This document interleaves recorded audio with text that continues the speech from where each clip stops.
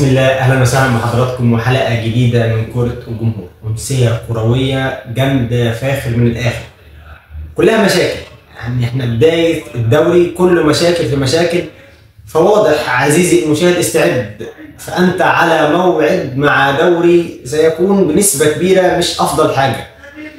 دوري ليه علاقه بمحسوبيه، فهسالك سؤال وجاوب عليه في سرك مع نفسك. هل تعلم من هو رئيس لجنة التحكيم حتى الآن؟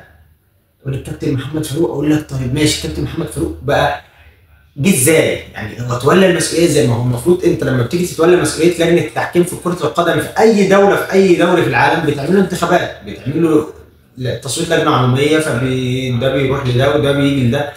لكن إحنا ماشيين بمبدأ على الله إن شاء الله. يعني أنت شايف عك من أول الدوري. مباراة الزمالك والبنك الاهلي يعني شافت اللي ما شافوش العدد. طيب اللي حصل ايه؟ اللي حصل انه الكابتن محمد عادل راح للفار، استدعوه، قال له والله العظيم يا كابتن الكرة دي انا شاكك ان هي مش ركله جزاء، لانه الكرة جت في الارض وخبطت في ايده. فاللي حصل ايه؟ اللي حصل ان الكابتن محمد عادل قام راح للفار، قال له لفظ معين، فقال له لا الكوره دي مش ركله جزاء. الكابتن محمد علي يرجع للفار اللي قال مش ركله جزاء، حسبها ركله جزاء.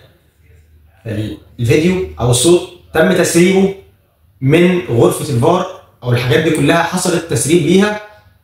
فحصل بقى اللي احنا كلنا عارفين انه ممكن يحصل عادي جدا، انه في اخر الاسبوع بيحصل مراجعه للفيديو، للتسجيل الصوتي اللي ما بين حكم الفيديو وحكم الساحه.